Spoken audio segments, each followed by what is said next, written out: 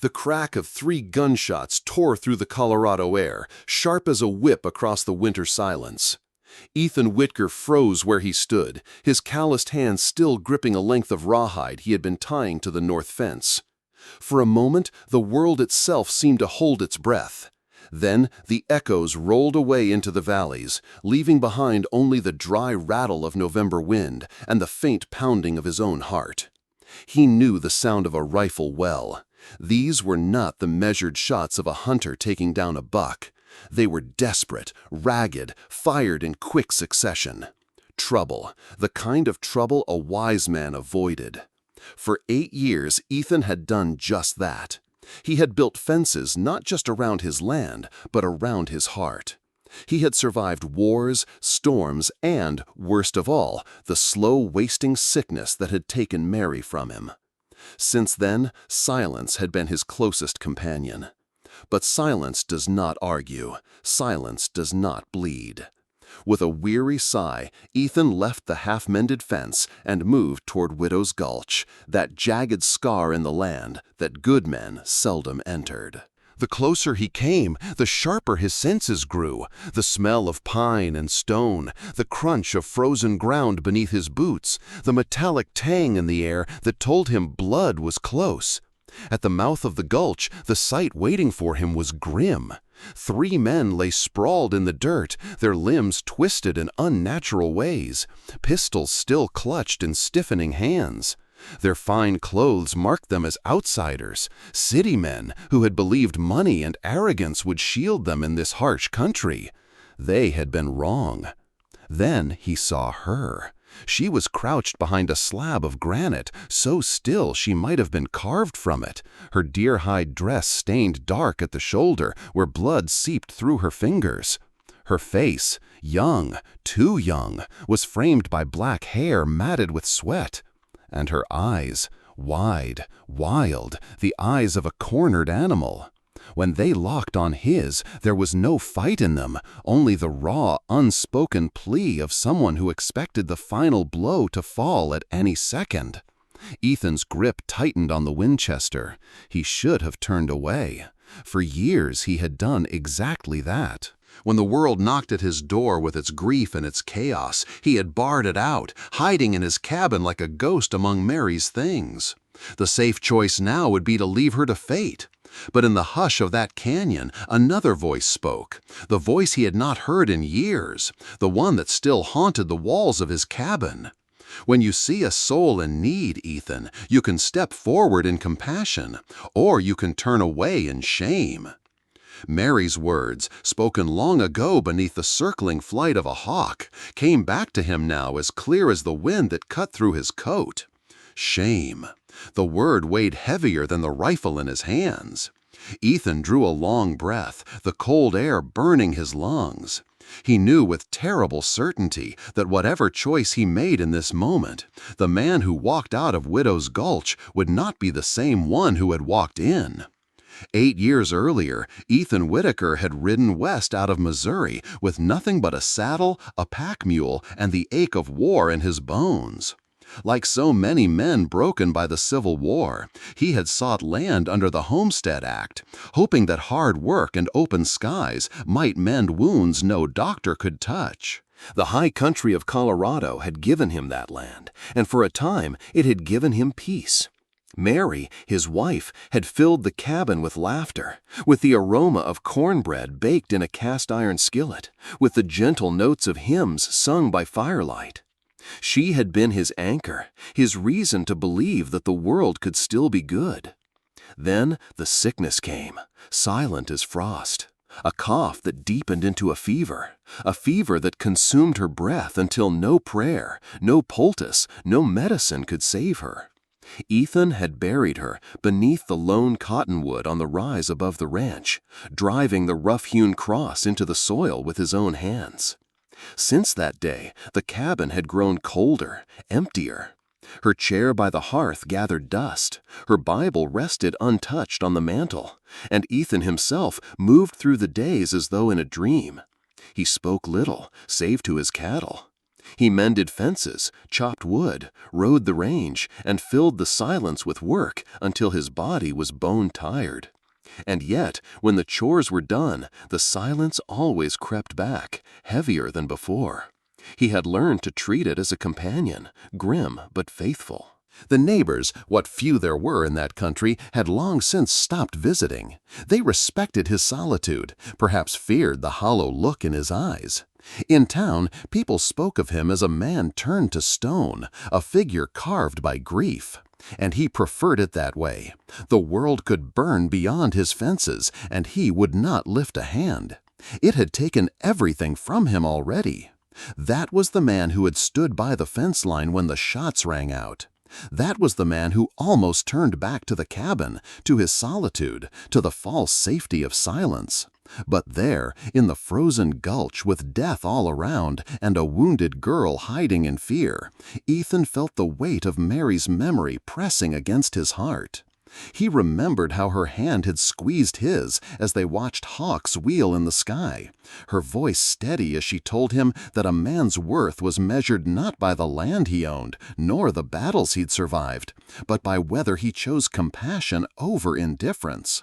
He could hear the wind rattling through the cottonwood branches even now, whispering the echo of her faith. Ethan turned from the bodies in the dirt and made his choice. He walked back to the cabin, not to hide, but to fetch the Winchester that had hung untouched above the mantel for years. The steel was cold in his hands, unfamiliar after so long, yet it felt like the only honest weight in the world. Stepping once more into the biting wind, he pulled his coat tighter and headed toward Widow's Gulch. He knew he was not hunting game that night. Whatever waited for him there was far more dangerous and far more important. If you found this helpful, a quick like really helps us keep creating. If you're still watching right now, drop a 1 in the comments so I know you're still with me on this journey.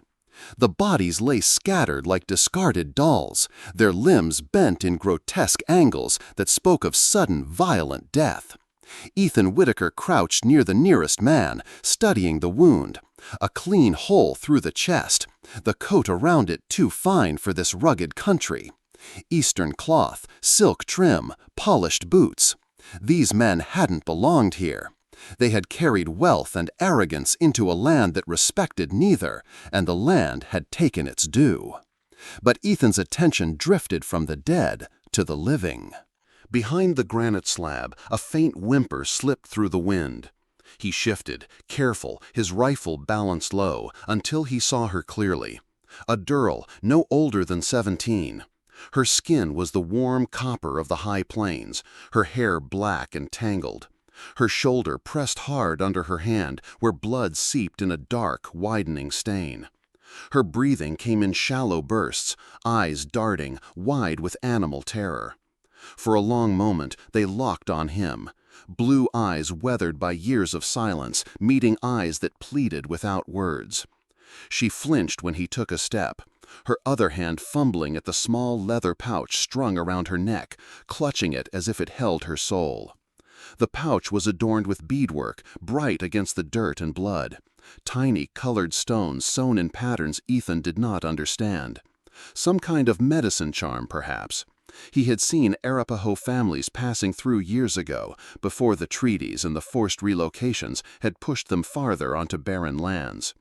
This girl carried that history in her dress, in the beaded band around her wrist, in the way she held herself, half pride, half desperation. Ethan lowered the barrel of the Winchester slightly, though he did not let it drop. He knew what fear looked like. He had lived with his own version of it since Mary died. Fear of opening the door, fear of being asked to care again, fear of failing a second time. And yet, as he watched the girl tremble in the shadows, a different fear stirred in him, the fear of shame. He could almost hear Mary's voice. When you see a soul in need, Ethan, you can step forward in compassion, or you can turn away in shame. The dead men told one story. This was no accident, no random gunfight. Trouble had already passed through Widow's Gulch, and trouble had left survivors. Survivors meant consequences.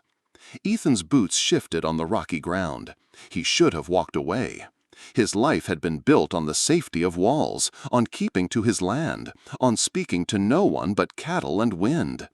But the sight of the girl clutching that beaded pouch, blood trickling between her fingers, anchored his feet where they stood. He let the rifle ease down until the barrel pointed harmlessly at the ground. With his free hand, he raised his palm, open, a gesture older than words. "Easy now," his voice rasped, rusty from disuse. The girl's lips parted, but no sound came. Her gaze flicked between his eyes, his rifle, his hand. Then, as though some invisible thread had slackened, her shoulders dropped the barest fraction. Not trust, not yet, but not rejection either. Ethan took one step closer, boots crunching on the frozen shale. The sound rang louder than thunder in the silence of Widow's Gulch. Ethan did not remember making the choice. One moment he stood frozen, rifle slack in his grip, and the next he was at the girl's side, crouching low to meet her gaze. She tensed like a spooked colt, her breath sharp and fast. But when he pressed his hand gently to the wound on her shoulder, she did not pull away. Her eyes stayed locked on his, unblinking, desperate, as if daring him to mean the peace he had promised with his open hand. The blood was warm against his palm, too much of it. He muttered a curse under his breath, stripped a rag from his saddlebag, and bound it tight across the wound. The girl winced, but made no sound, only gritted her teeth and clutched that beaded pouch tighter. Ethan recognized strength when he saw it, strength born not of choice but of survival. "Come on," he said. His voice was rough, but he softened it as best he could. "You'll freeze out here." She hesitated, then let him help her to her feet. She was lighter than he expected, frail even, and yet every step she took carried a weight far heavier than her body. He led her through the biting wind, one arm steadying her as they climbed the rise toward his cabin. The oak door groaned as he pushed it open, the familiar scent of wood smoke and leather rushing out to meet them. Inside, the fire had dwindled to embers, shadows crowding the corners. Ethan guided her to the hearth, lowered her onto a blanket spread across the floorboards, and stoked the flames until they leapt bright again. For a moment he simply watched her in the firelight. The contrast struck him. Her wild, hunted eyes against the soft flicker of home. Her blood on the same planks where Mary's slippers had once rested. His heart clenched, a sharp echo of old helplessness. He busied his hands to drive the feeling back. He filled a basin from the kettle, tested the water, then knelt beside her with a clean cloth. The girl tensed when he reached for her shoulder. "Your wound needs cleaning," he said, quietly, as if soothing a frightened horse. This time she let him work. His calloused fingers moved with surprising care, dabbing away blood, peeling back torn deer hide. The bullet had passed clean through. Merciful inches spared her bone. He washed the wound slowly, methodically. The scent of hot iron mixed with the sharper tang of yarrow he crushed into a poultice. As he worked, his mind betrayed him. He was back in this same cabin years ago, sitting by Mary's bed. The bowl of water in his hands then had been for fevered skin, not torn flesh. Her breath had rattled against the quiet, his rough hands fumbling with teacups, his strength useless against the sickness stealing her away. He remembered the damp cloth slipping from his grasp as her eyes dimmed. The memory struck like a blade, and for a moment his hands faltered. He forced himself to focus on the girl before him. This was different. This was not a battle against invisible fever. This was a wound he could tend, a life he could hold steady with his own hands. He bound the shoulder tight, then sat back on his heels. The girl's dark eyes studied him, unreadable. "You're safe here," Ethan said, though the words felt fragile on his tongue. For the first time, she relaxed against the hearthstones. Her fingers loosened on the pouch at her neck. Outside, the November wind clawed at the cabin walls, but inside there was warmth, firelight, and the faint, trembling breath of someone who had not yet given up. Ethan did not remember making the choice. One moment he stood frozen, rifle slack in his grip, and the next he was at the girl's side, crouching low to meet her gaze. She tensed like a spooked colt, her breath sharp and fast. But when he pressed his hand gently to the wound on her shoulder, she did not pull away. Her eyes stayed locked on his, unblinking, desperate, as if daring him to mean the peace he had promised with his open hand. The blood was warm against his palm, too much of it. He muttered a curse under his breath, stripped a rag from his saddlebag, and bound it tight across the wound. The girl winced but made no sound, only gritted her teeth and clutched that beaded pouch tighter. Ethan recognized strength when he saw it, strength born not of choice but of survival. "Come on," he said. His voice was rough, but he softened it as best he could. "You'll freeze out here." She hesitated, then let him help her to her feet. She was lighter than he expected, frail even, and yet every step she took carried a weight far heavier than her body. He led her through the biting wind, one arm steadying her as they climbed the rise toward his cabin. The oak door groaned as he pushed it open, the familiar scent of wood smoke and leather rushing out to meet them. Inside, the fire had dwindled to embers, shadows crowding the corners. Ethan guided her to the hearth, lowered her onto a blanket spread across the floorboards, and stoked the flames until they leapt bright again. For a moment, he simply watched her in the firelight. The contrast struck him, her wild, hunted eyes against the soft flicker of home, her blood on the same planks where Mary's slippers had once rested. His heart clenched, a sharp echo of old helplessness. He busied his hands to drive the feeling back. He filled a basin from the kettle, tested the water, then knelt beside her with a clean cloth. The girl tensed when he reached for her shoulder. "Your wound needs cleaning," he said, quietly, as if soothing a frightened horse. This time she let him work. His calloused fingers moved with surprising care, dabbing away blood, peeling back torn deer hide. The bullet had passed clean through, merciful inches spared her bone. He washed the wound slowly, methodically. The scent of hot iron mixed with the sharper tang of yarrow he crushed into a poultice. As he worked, his mind betrayed him. He was back in this same cabin years ago, sitting by Mary's bed.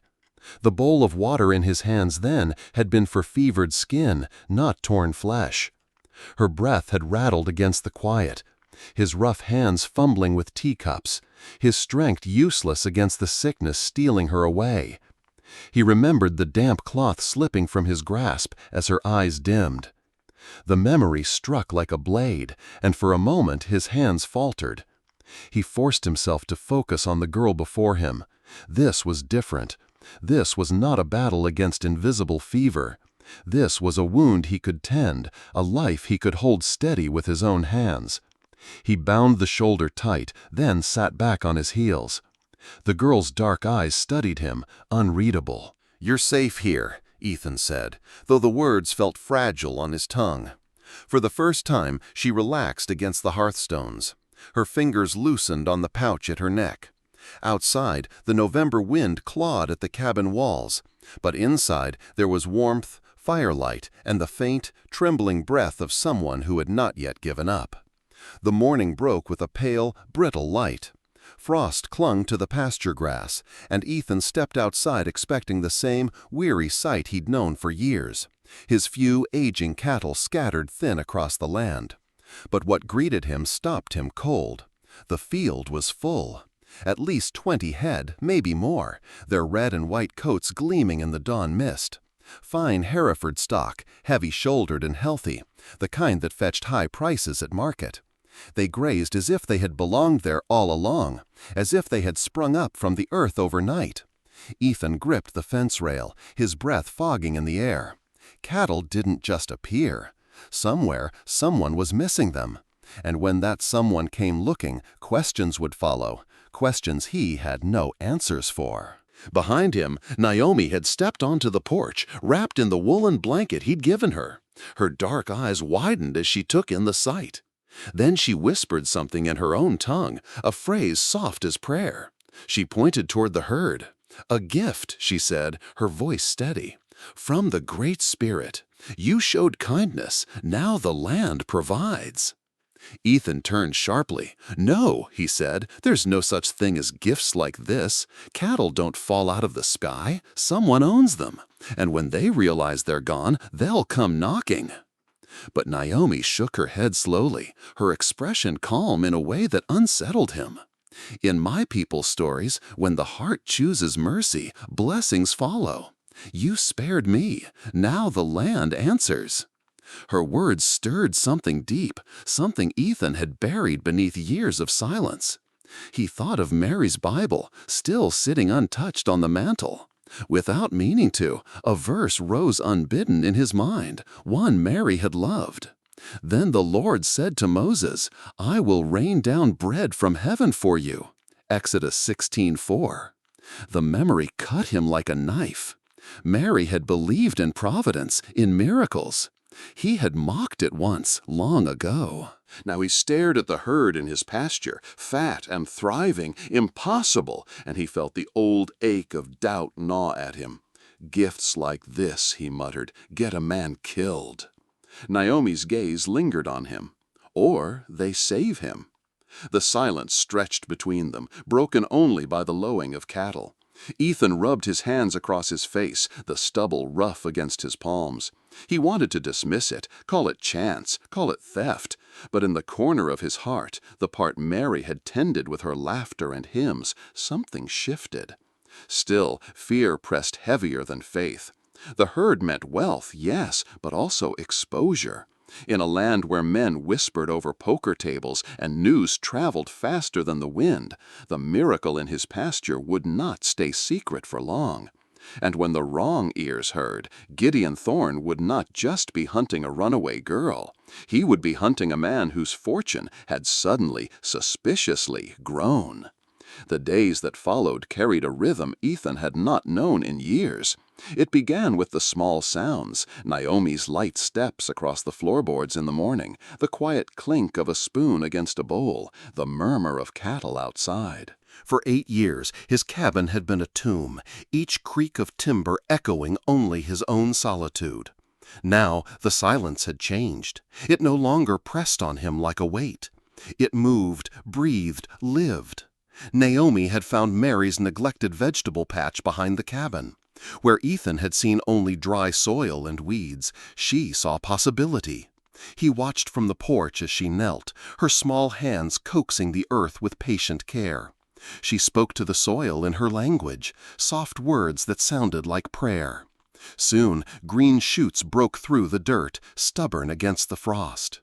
Inside, she had taken to mending his shirts, stitching with a precision that surprised him. He would find them folded neatly at the foot of his bed, the thread strong and clean. Once he had lifted one to his face, and the faint scent of sage clung to it. Hers, not Mary's, but somehow it didn't feel like an intrusion. Sometimes, as dusk fell, she would hum low melodies he didn't know. Tribal songs, he guessed, carried from the plains of her people. The notes wove through the cabin like smoke, filling corners long left barren. Ethan would sit in his chair, oiling the rifle or carving a piece of pine, pretending not to listen. But he did. Every note seemed to push the shadows back. He found himself noticing things he had long ignored. The squeal of the back door hinges, which he finally oiled until it swung smooth and silent. The broken porch step he had stepped over for 3 winters, now replaced. The roof's small leak patched before snow could find its way in. Each repair felt less like labor and more like penance, as if by fixing the house he was mending something in himself. Naomi never pressed him with words. She seemed to understand that silence was his language. Instead, she moved quietly, her presence steady but unobtrusive, like the fire she tended without being asked. Yet her presence changed everything. The cabin no longer smelled only of smoke and dust. It smelled of stew simmered with herbs she gathered in the meadow, of bread baked from flour she found tucked away in his chest. One evening, Ethan caught himself watching her as she leaned over the small garden bed, brushing soil from her hands. The light of the setting sun caught in her hair, and for the first time in years, something like warmth spread through his chest. It startled him. He turned away quickly, ashamed of the smile tugging at his mouth, as if it were some betrayal of Mary's memory. But deep down, he knew Mary would not have called it betrayal. She had always believed that love, once given, never vanished. It only changed shape. Ethan sat on the porch as the cattle lowed softly in the pasture, Naomi's hum drifting through the evening air. For the first time since Mary's passing, the cabin felt less like a prison of grief and more like a home. Fragile, yes, but alive. Ethan had forgotten the shape of a smile. It came one afternoon, unbidden, as he leaned on the fence rail watching Naomi in the pasture. She crouched beside a calf, murmuring softly in her tongue, her hand stroking its trembling flank until the little beast settled. The sight tugged at something long dormant in him, and before he knew it, the corner of his mouth had lifted. It felt foreign, almost painful, as if unused muscles had remembered their purpose. Naomi noticed. She looked up, a questioning glimmer in her eyes, then returned to the calf. No words passed between them, but a silent understanding did.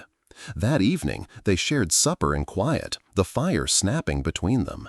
She offered him a piece of bread she had baked, the crust golden, the inside soft. He accepted, and for once the silence was not heavy. It was companionable, as if words were no longer needed. The ranch itself seemed to breathe easier. The cattle grazed contentedly, stronger each day. The garden showed green shoots. The cabin stood straighter with its patched roof and repaired steps. For the first time in years, Ethan felt not just alive, but present. He tended to the herd with purpose, mended fences with a sense of pride, and found himself speaking more.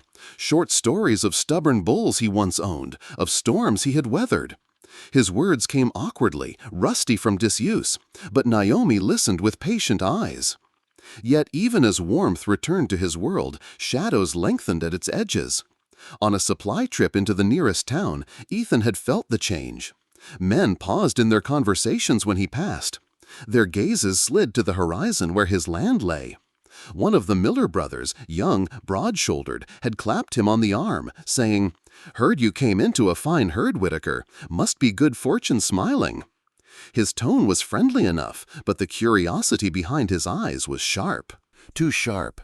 Ethan had grunted something non-committal and left quickly, but unease rode home with him heavier than any pack. That night, as Naomi hummed by the hearth, Ethan sat cleaning his rifle. He didn't need to. The weapon was spotless, but the ritual steadied his hands.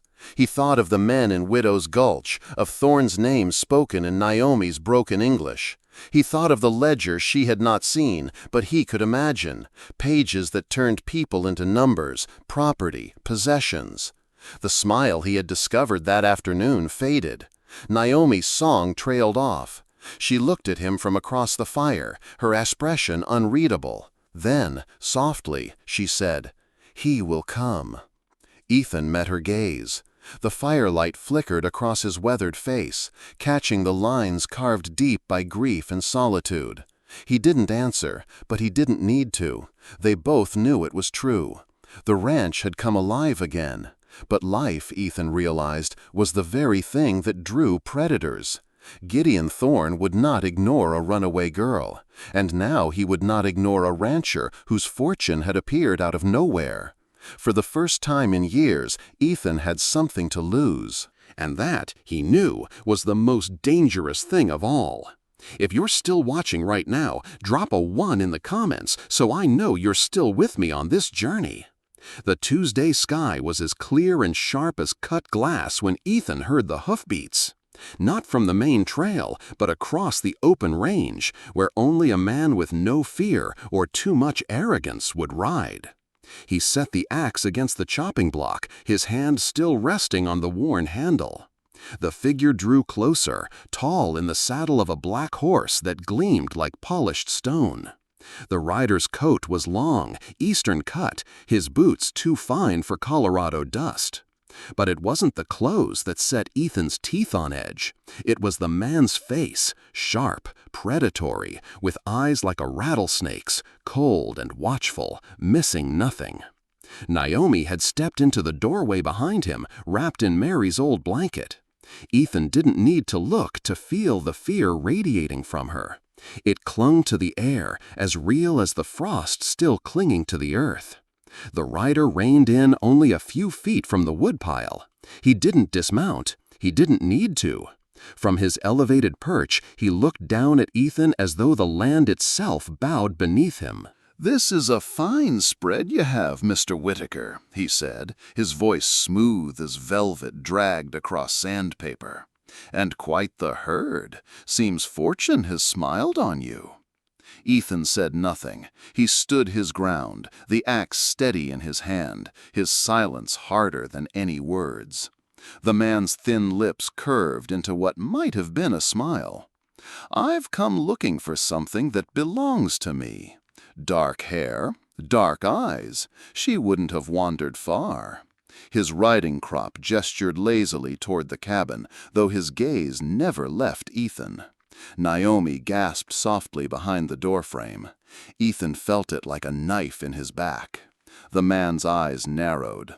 "I am Gideon Thorne." He said it as if it were a title, not a name. He reached into his coat and produced a folded document, holding it between two fingers like a playing card. "I have the bill of sale right here. Legal, signed, witnessed. That girl is mine. Property." The words slithered into the air, heavy and vile. Ethan's grip tightened on the axe handle. For 8 years he had let the world spin without him, kept to his fences, his cattle, his grief. But here, now, the world had come calling in the shape of a man who spoke of a human soul as if she were livestock. Inside the cabin, Naomi's breath trembled. The snake's eyes caught the sound, flicked past Ethan's shoulder to the doorway, and lingered. A cruel certainty filled his gaze. "Hand her over," Thorne said, "or I'll take her back myself." The line had been drawn. The paper fluttered in Thorne's gloved hand, its crisp edges catching the sunlight. "A man has rights," he said smoothly, as if explaining a simple fact of commerce. "And this paper gives me mine. That girl is my property, just as much as those cattle grazing yonder." Ethan's jaw clenched. He felt Naomi's fear pressing from behind the door, silent but heavy, as if her breath alone might tip the scales. For a heartbeat, the wind stilled, the land itself waiting for his answer. He straightened, drawing himself to his full height. The axe hung at his side, but his weapon now was not steel. It was the voice he had kept buried for 8 long years. "You talk of rights, Thorne," Ethan said, his voice gravel low but steady. "But there's a book in my cabin with words older than your paper. It says, 'No man can serve 2 masters. Either he will hate the one and love the other, or he will be devoted to the one and despise the other. You cannot serve both God and money.'" The verse rang out in the cold air, sharper than the crack of a rifle. Naomi drew in a sharp breath. Thorne's eyes narrowed to slits. "Scripture," his voice curled with contempt. "Don't bring your dusty Bible into this, Whitaker. The law of men governs this land, and the law is clear. She is mine." He shook the bill of sale for emphasis, like a flag of conquest. Ethan stepped forward, closing the space between them, until he stood at the horse's flank. His blue eyes burned, no longer the dull shade of grief, but the steel of conviction. "She belongs to no man, not you, not me. She belongs to God, same as you, though you've long forgotten it." The black horse shifted uneasily under its master, as if it sensed the weight of the standoff. Thorne leaned down, his face inches from Ethan's. His smile was gone now, stripped away to reveal cold fury. "You're a fool, Whitaker," he hissed. "A lonely old man hiding at the edge of the world. You should be careful about the enemies you make. This valley is deep. Things and people get lost out here." The threat slid into the air like poison. For a long moment, neither man moved. Ethan could feel the weight of Thorne's words pressing against him, tempting him to flinch, to break. But he did not. His silence became a wall, his gaze unbroken. Finally, with a sharp tug on the reins, Thorne wheeled the horse around. The black beast reared, then thundered back across the plain, carrying its master away. Ethan stood rooted by the woodpile, the axe handle biting into his palm.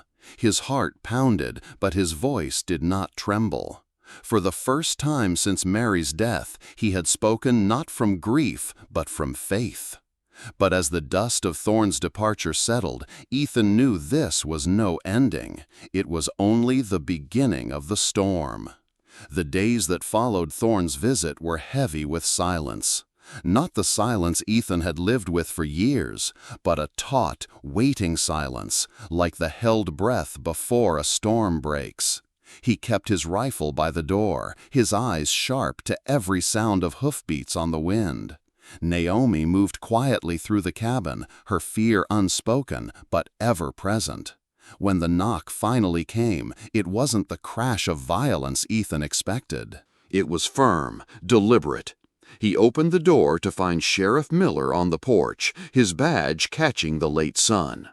The lawman's weathered face was grim. "Whitaker," Miller said, his voice gravelly, "I'm not here for you." Ethan's grip eased slightly on the doorframe, but he didn't answer. Miller shifted, pulling a folded paper from his coat. "Gideon Thorne's dead. Shot in a saloon 2 counties over. A card game turned bad." For a moment, Ethan couldn't breathe. Relief hit like a wave, sharp, dizzying. The shadow of Thorne, the venom of his threats, gone in a single night of whiskey and cards. Behind him, Naomi let out a gasp, a sound caught between disbelief and hope. But the sheriff wasn't finished. He held the paper tighter, his eyes narrowing. That's not the half of it. When they went through his things, they found a ledger. Names, dates, prices. A whole network of men, stretching from here clear into the territories. Thorne wasn't just a monster, he was a businessman, and he kept records like one. The words landed like stones. Ethan felt the relief curdle into dread. A dead man was no longer the problem. It was the living, the men whose names filled that ledger, men who would not want the truth dragged into the light. Sheriff Miller's gaze shifted past Ethan into the cabin where Naomi stood frozen by the hearth. Her face paled, her hand gripping the edge of Mary's old blanket. "We've got evidence," Miller said slowly, "but paper alone won't hang these men. To make it stick, we need a voice, a living witness." The unspoken words pressed into the cabin's air. Naomi. Ethan's jaw tightened. His heart hammered with the memory of her bloodied shoulder, her trembling voice telling him of a stepfather's betrayal, of Thorne's bill of sale. He had saved her once in Widow's Gulch, but this was different. This was not a wound he could bind with linen or herbs. Naomi's eyes met his.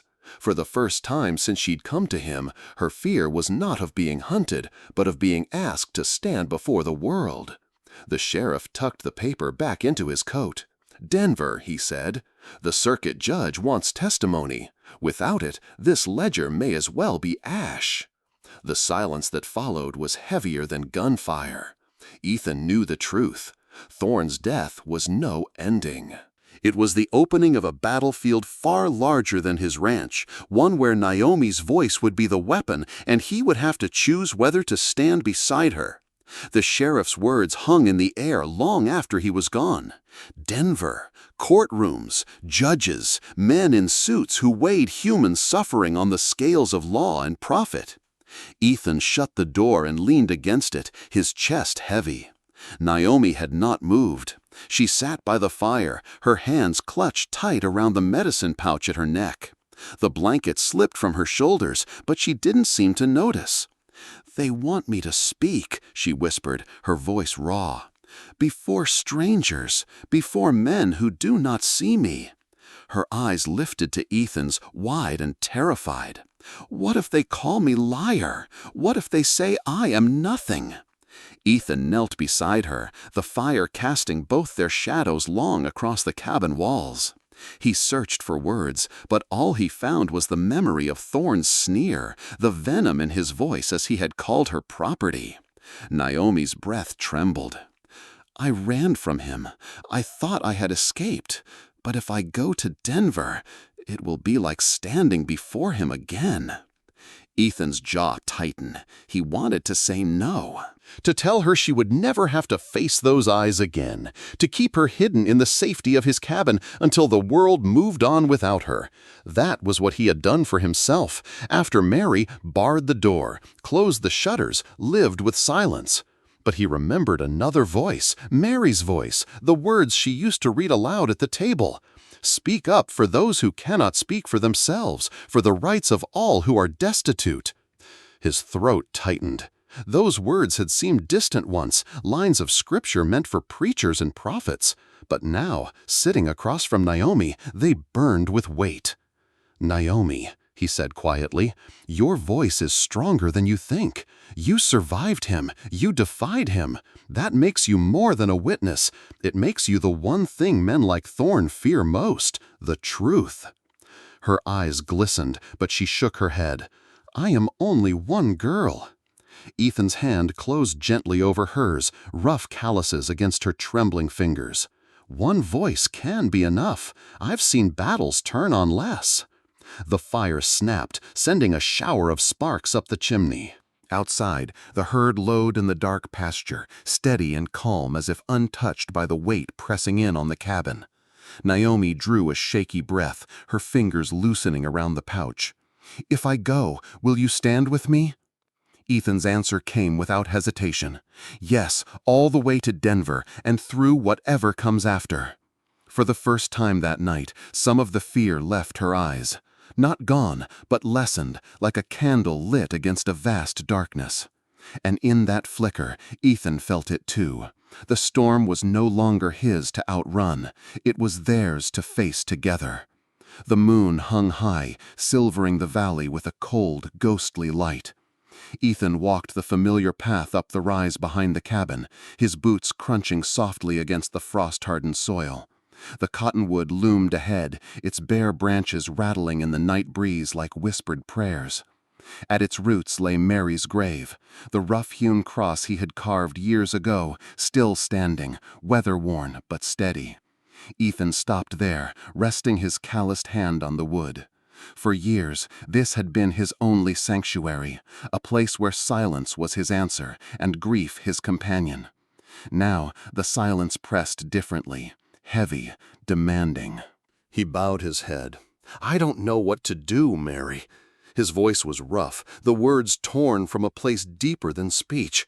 "I promised I'd keep her safe, but Denver—" He broke off, swallowing hard. "Denver feels like leading her into the lion's den. Men with money, power, they'll tear her apart in front of the world." The wind stirred, carrying the faint scent of earth and leaves. Ethan closed his eyes, remembering nights long past. Mary reading by lamplight, her soft voice shaping words of scripture. One verse came unbidden, etched into his memory as surely as if it were carved into stone. "The steps of a good man are ordered by the Lord." He traced the grain of the wooden cross beneath his fingers. Ordered. Not easy, not safe, but guided. Ethan drew in a slow breath, the cold burning his lungs. He had spent 8 years trying to be safe, and all it had brought him was silence and dust. Maybe safety had never been the point. Maybe the point was to bear witness, to stand, even when the standing cost him everything.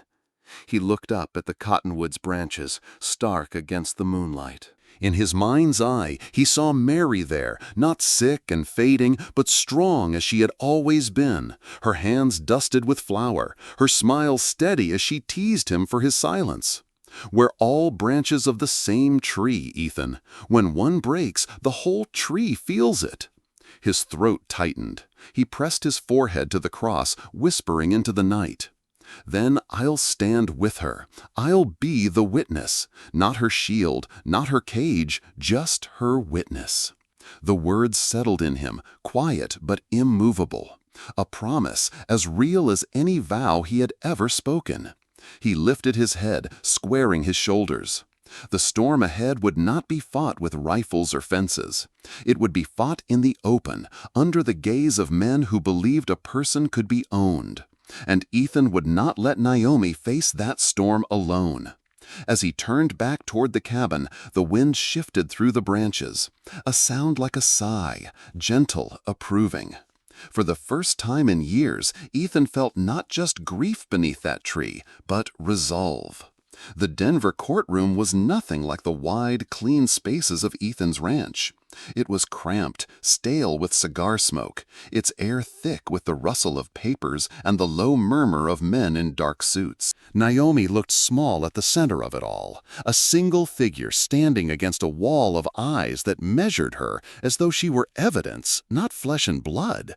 Ethan sat in the front row, his hat in his hands, his back straight despite the weight pressing on him.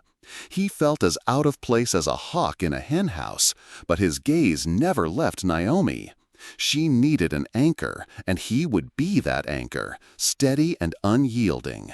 The prosecuting attorney, a weary man with kind eyes, asked her to tell her story. At first, her voice was little more than a whisper, breaking like dry twigs. She spoke of her home, of her stepfather's betrayal, of the paper that had declared her property. Each word seemed to scrape from her throat with effort. The defense attorney rose, slick and sharp in his tailored coat. His words cut like knives wrapped in silk. "You expect us to believe this? A girl running off in the night, claiming noble cause? Isn't it true you fled not from cruelty, but from duty? That you are nothing more than a runaway with no respect for the law?" Naomi froze. Her hand reached instinctively for the small pouch at her neck. The room seemed to tilt, the faces blurring together. For a moment she was back in Widow's Gulch, the echo of gunfire in her ears, the smell of blood thick in her lungs. Then her eyes found Ethan. He didn't nod, didn't speak, but his gaze was steady, unflinching, carrying all the weight of his promise. "I am here. You are not alone." Something shifted inside her. She drew a breath, deep and trembling, and when she spoke again, her voice rang clearer. "I did not steal myself," she said, her words slicing through the room. "Because a person cannot be stolen, a person cannot be owned. I ran, yes, but not away. I ran toward life." The courtroom hushed. Even the judge leaned forward. Naomi lifted her chin, her eyes sweeping the jury. "I am not here only for myself. I am here for the ones still silent, for the women whose names are written in that ledger as if they were cattle, for the ones who cannot stand where I stand today. I speak for them so that men like Gideon Thorne cannot keep their crimes hidden in the dark." Her words struck harder than any bullet. Ethan felt the air shift as if the walls themselves recognized the truth. The defense attorney faltered, his next question dying on his lips. By the time she stepped down, the silence was not disbelief, but awe. The ledger had evidence, yes, but Naomi's voice had given it life. And Ethan knew she had turned the tide. If you like this video, please comment number 9. If you don't like it, please comment number 0. The wagon wheels creaked along the rutted trail as the peaks of the valley came into view. Denver was behind them now, its smoke, its crowded streets, its voices that had demanded Naomi prove she was more than a piece of paper. She had done it. Her words had cracked walls built on greed and cruelty, and the echo of them still lingered in Ethan's chest.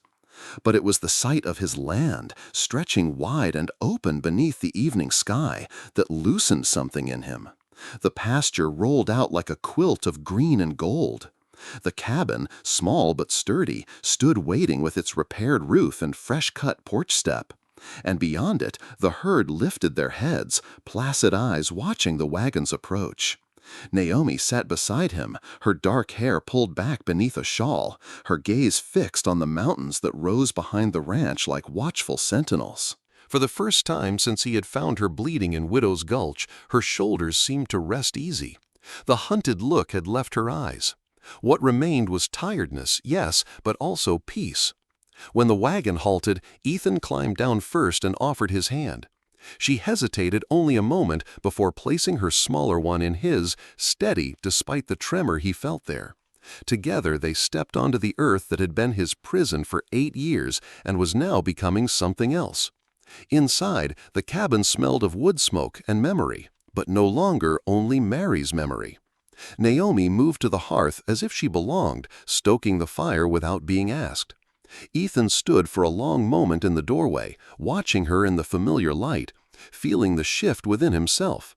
Once, this place had been a tomb. Now, because of her, it was alive. That evening, they ate in quiet, as they often had, but the silence was different. Not hollow, not heavy, companionable.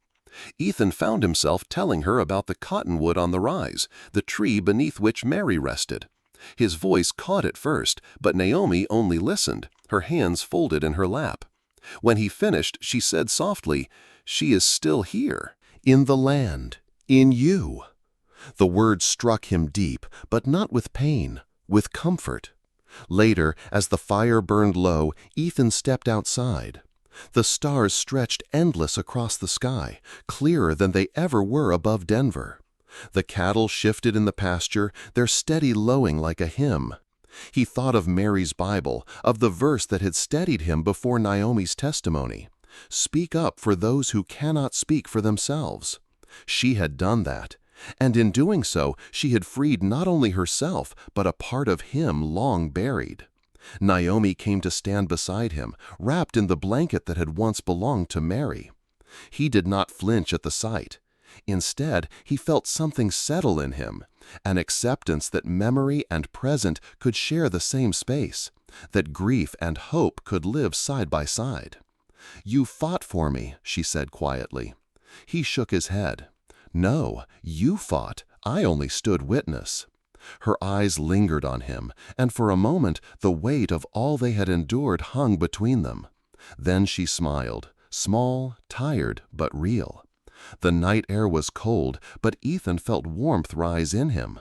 For the first time in years, he was not looking back toward what he had lost. He was looking forward, toward what they might build. Behind them, the cabin glowed with firelight. Ahead, the valley stretched wide, a canvas waiting for the life they would paint upon it. And for Ethan Whitaker, once a man entombed in silence, that was miracle enough. Seasons turned, as they always do.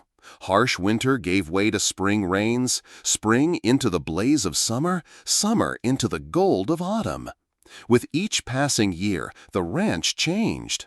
Where once fences sagged and fields lay fallow, there was now order, purpose, life.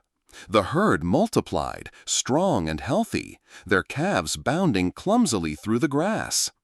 The garden flourished beneath Naomi's care, bright with beans, corn, and wildflowers she insisted belonged as much on the table as food did. The cabin changed too. It no longer smelled only of smoke and silence. It was filled with Naomi's voice, humming low songs from her people, with the clatter of pots and the steady rhythm of work shared between two pairs of hands. And later, it was filled with the sound of a child's laughter. Their daughter came one spring morning, a healthy, red-faced girl with Ethan's steady blue eyes and Naomi's dark hair. They named her Clara Mita, a name that bound together two legacies, the woman Ethan had lost and the woman he had found.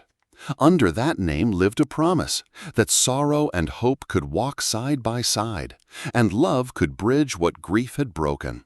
Ethan often carried the child on his shoulders down to the pasture. She squealed at the calves, reaching for them with tiny hands, while Naomi watched from the porch, her smile steady, serene. Some evenings, Ethan found himself standing at the fence, his daughter perched high, pointing out stars in the wide Colorado sky. And he thought, "Once I believed I would die with silence as my only companion. Now I live surrounded by voices, hers, Naomi's, even Mary's in memory, and I am richer than I ever imagined." They had been married not in a church, but beneath the cottonwood tree, the same place where Ethan had once begged the night for direction. No preacher, no crowd, just the two of them, exchanging simple words of promise. The branches had swayed gently, and for Ethan it felt as though Mary herself bore witness, her presence woven into the rustle of leaves. Years passed, and word of Thorne's downfall spread far and wide. Other women, freed by Naomi's testimony, built new lives. Sometimes letters arrived from them, simple notes of thanks, or stories of their own beginnings. Naomi read them aloud by lamplight, her voice soft, her eyes shining. Ethan never said much, but in those moments he felt the weight of what had been done. Not just survival, but redemption. One evening, as the sun spilled gold across the valley, Ethan leaned against the fence with Claramita perched high on his shoulders.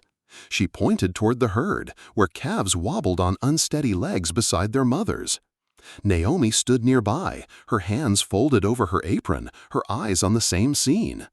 "Sometimes," she said, her voice carrying on the breeze, "I think maybe heaven walks on 4 hooves." Ethan smiled, a full, easy smile that reached his eyes. He looked from the cattle, to the cabin, to the women who had remade his world. He no longer wondered where the herd had come from. He no longer needed to. Their true gift had never been the animals themselves, but the chance they brought. The chance to choose compassion over shame, to live again, to love again. The greatest miracle was not sudden or loud. It was quiet, steady, like seeds planted in hard soil that bloom after long winters. It was a broken heart made whole. And as the dusk settled soft over the Whitaker ranch, Ethan knew this was the life he had been meant to live all along. Stories like Ethan and Naomi's remind us that the Wild West was never just about guns, cattle, and wide horizons. It was about choices, hard, costly choices between silence and compassion, fear and faith. Many of you listening have walked through your own valleys of loss, of loneliness, of standing at a crossroads where the world demanded courage you weren't sure you had.